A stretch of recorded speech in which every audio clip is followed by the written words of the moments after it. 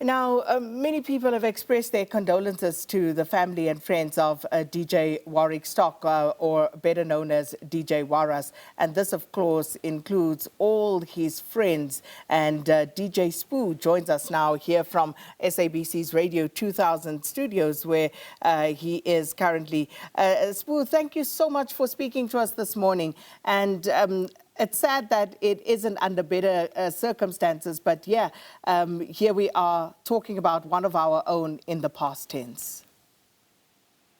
A very good morning to the listeners in the South African public. Thank you very much to Sakina. We appreciate your time and the tribute that you're putting out there to the nation for Waras. Thank you for giving me an opportunity also maybe to share one or two memories about him. And let's do that because, you know, it is a time also just to reflect and to also honor his memory and his legacy. And I must say, as we start this conversation, Sbu, one of the things that I noticed on social media, not a single bad word, you know, and people, some of them saying, you know, I've only known him through social media, but I feel this loss so acutely.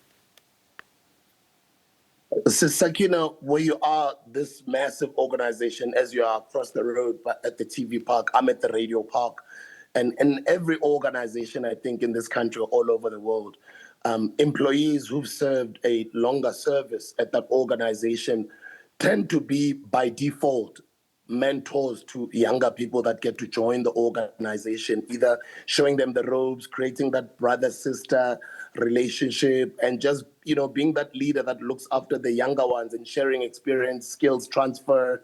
It was a similar case with me and Waras at YFM. I was the second generation at YFM, and some of my ex-colleagues that left, about DJ Fresh, Abu Fejo, and the likes. Some of you guys might remember that era if you were around Gauteng at the time. I'd moved from YFM and joined Ukhozi FM to host their morning show.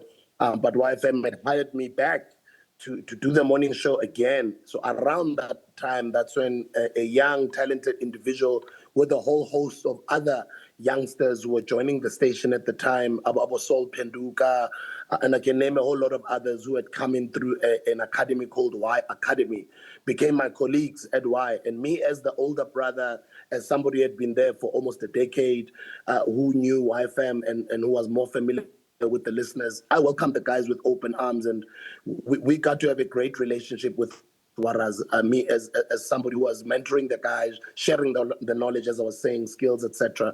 That was our relationship, you know. And I'm a little bit older to Waras, and obviously him having joined YFM, me being there, we had a great relationship. I mean, I've always been like that, where I always try and learn from the younger guys because they keep you young as well. He was nothing but a wonderful human being. He was kind.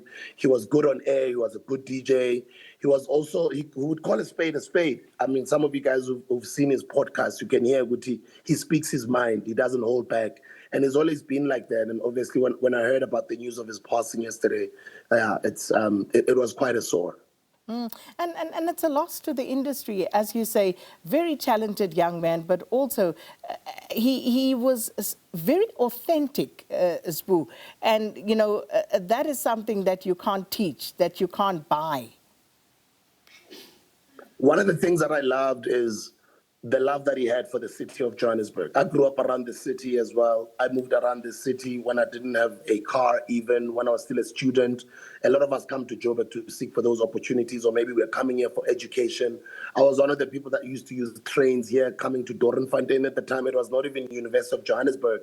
It was Wits Tech. And I remember the streets of Joburg, Joburg Park, Hillbrow, Yeoville, just that era, and having to see people like him who are embracing Joburg right now in 2025, showing love to Joburg. I'm sure you also might have seen a picture of him in the middle of the streets in Joburg. I think he was raising his hand or something, saying, "This is my favorite city in the world. I love this city.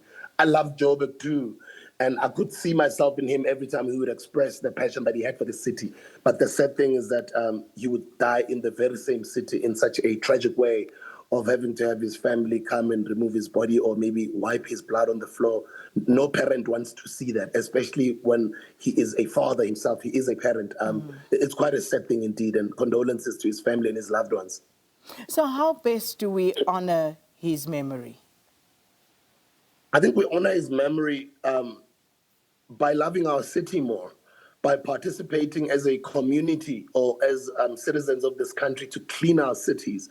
Cleaning our cities meaning showing love to our cities, not even throwing papers on the streets, just showing love to Johannesburg and officials doing the jobs that they're supposed to do, including politicians and our leaders as well. I think that's how you honor a memory like that. If you're in Port Elizabeth, Gqeberha, if you're in the Western Cape, if you're in KZN, I think take a leaf out of his book and love your city more. Be responsible in your city and be an active citizen.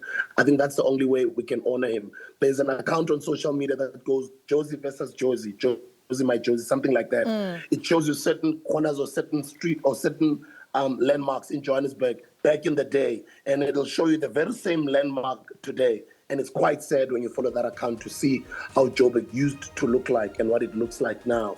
It's quite a shame. So I think it calls for that time for us to reclaim our cities, become active citizens, look after our cities, and do all we can to become responsible citizens of this country and just honor his memory as well. May his soul rest in peace. He loved this city. He died in this city.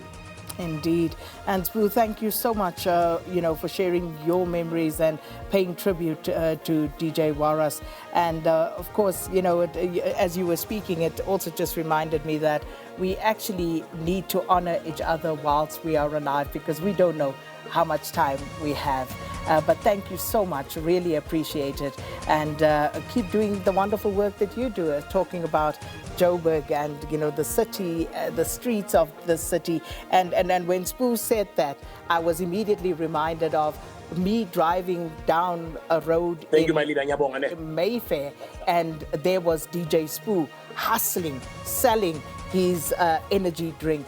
And that's the sort of memories that the streets of Joburg conjure up.